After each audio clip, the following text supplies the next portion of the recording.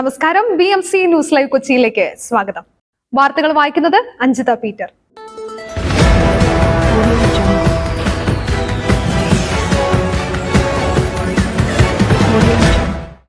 ഈ വാർത്തകൾ നിങ്ങൾക്കായി അവതരിപ്പിക്കുന്നത് Cochin Kalabhavan Angamaly franchise, powered by he life Thottakattukara, Josh mall Mookkannoor, cleanser, BMC film production and Nazareth villas.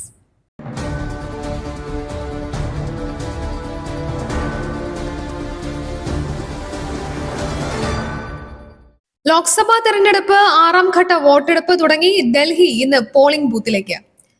Lok Sabha തെരഞ്ഞെടുപ്പിന്റെ 6ാം ഘട്ട വോട്ടെടുപ്പ് ആരംഭിച്ചു. 6 സംസ്ഥാനങ്ങളിലും 2 കേന്ദ്രഭരണ പ്രദേശങ്ങളിലുമാണ് ഇന്ന് വോട്ടെടുപ്പ് നടക്കുന്നത്.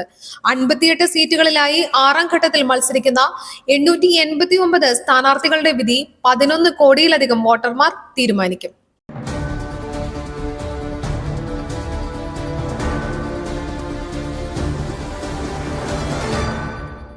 പനമ്പിളി നഗറിലെ നവജാത ശിശുവിന്റെ കൊലപാതകം. യുവതിയുടെ ആൺസുഹൃത്തിനെ പിടികൂടാനാകാതെ പോലീസ്. കൊച്ചി പനമ്പിളി നഗറിലെ നവജാത ശിശുവിന്റെ കൊലപാതകത്തിൽ അമ്മയുടെ ആൺസുഹൃത്തിനെ പിടികൂടാനാകാതെ പോലീസ്. തൃശൂർ സ്വദേശി റഫീഖ് ഒളിവിലാണെന്നാണ് വിശദീകരണം. ഇയാളുടെ മൊബൈൽ ഫോൺ സ്വിച്ച് ഓഫ് ആണ്. റഫീഖിനായി അന്വേഷണം നടക്കുന്നതായി പോലീസ് അറിയിച്ചു. ACP രാജ്കുമാറിന്റെ നേതൃത്വത്തിലുള്ള സംഘത്തിനാണ് അന്വേഷണ ചുമതല.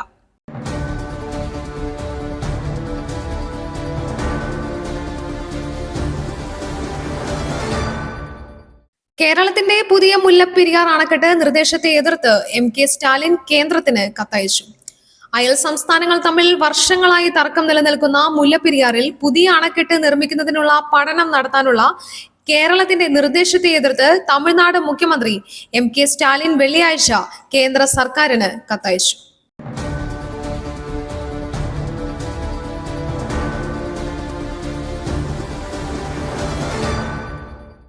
കാഞ്ഞങ്ങാട് പടന്നക്കാട് പീഡനം. പ്രതിയെ തെളിവെടുപ്പിന് എത്തിച്ചു.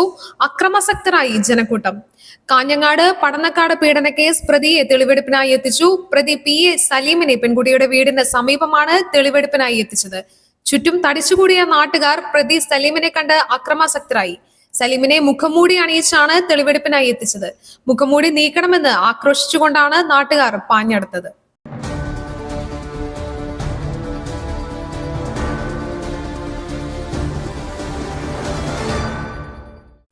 നെടുമ്പാശ്ശേരി വിമാനത്താവളത്തിൽ വെടിയുണ്ടയുമായി യാത്രക്കാരൻ പിടിയിൽ. നെടുമ്പാശ്ശേരി വിമാനത്താവളത്തിൽ വെടിയുണ്ടയുമായി യാത്രക്കാരനെ പിടികൂടി. മഹാരാഷ്ട്ര സ്വദേശി യാഷറൻ സിംഗ് ആണ് പിടിയിലായത്. ഇൻഡിഗോ വിമാനത്തിൽ പൂനെക്ക് പോകാനെത്തിയതായിരുന്നു ഇയാൾ. ബാഗേജ് സ്ക്രീൻ ചെയ്തപ്പോഴാണ് ഇയാളുടെ പക്കൽ നിന്നും വെടിയുണ്ട കണ്ടെത്തിയത്. പോലീസിന് കൈമാറിയ ഇയാളെ വിശദമായി ചോദ്യം ചെയ്തു വരികയാണ്.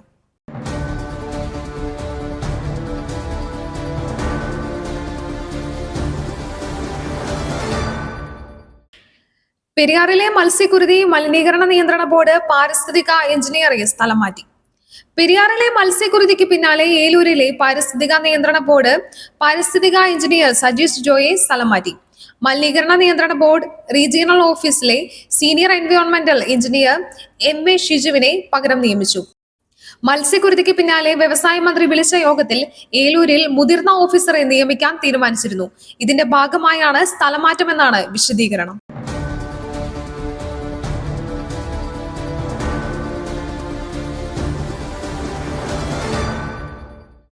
കൊടുവള്ളിയിൽ നിയന്ത്രണം വിട്ട ബസ് കടയിലേക്ക് ഇടിച്ചു കയറി അപകടം. 10ലധികം പേർക്ക് പരിക്ക്. കോഴിക്കോട് കൊടുവള്ളിയിൽ നിയന്ത്രണം വിട്ട ബസ് കടയിലേക്ക് ഇടിച്ചു കയറി ഉണ്ടായ അപകടത്തിൽ 10ലധികം പേർക്ക് പരിക്ക്. കൊടുവള്ളി മദ്രസ ബസാർ വളവിൽ ഇന്ന് രാവിലെ 7 മണിക്കായിരുന്നു അപകടം. ബാംഗ്ലൂരിൽ നിന്നും കോഴിക്കോട് ഭാഗത്തേക്ക് പോകുകയായിരുന്ന സ്ലീപ്പർ ബസ്സാണ് അപകടത്തിൽപ്പെട്ടത്. സ്ലീപ്പർ ബർത്തിന്റെയും കെട്ടിടത്തിന്റെയും സ്ലാബിന്റെയും ഇടയിൽ കുടുങ്ങിയ യാത്രക്കാരനെ ഫയർഫോഴ്സ് എത്തിയാണ് പുറത്തെത്തിച്ചത്.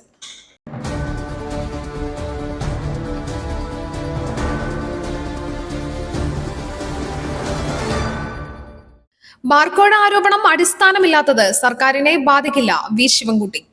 ബാർക്കോഴ ആരോപണം അടിസ്ഥാനമില്ലാത്തതാണെന്ന് മന്ത്രി V ശിവൻകുട്ടി. സർക്കാരിനെ ബാധിക്കുന്ന പ്രശ്നമില്ലെന്നും ഏതോ കോണിൽ നിന്നും പടച്ചുവിടുന്നതാണെന്നും അദ്ദേഹം പറഞ്ഞു. പച്ച നുണയെന്ന് MV ഗോവിന്ദനും MP രാജേഷും പറഞ്ഞു കഴിഞ്ഞു. മന്ത്രി അന്വേഷണം ആവശ്യപ്പെട്ടിട്ടുണ്ടെന്നും മന്ത്രി കൂട്ടിച്ചേർത്തു.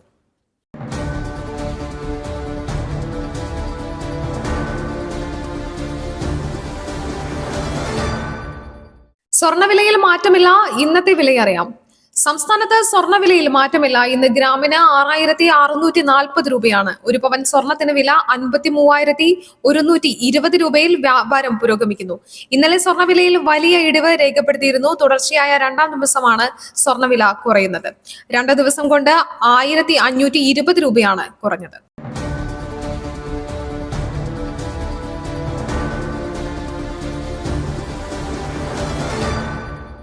മറ്റൊരു വാർത്തയുമായി കണ്ടുമുട്ടുന്നതുവരെ നന്ദി, നമസ്കാരം.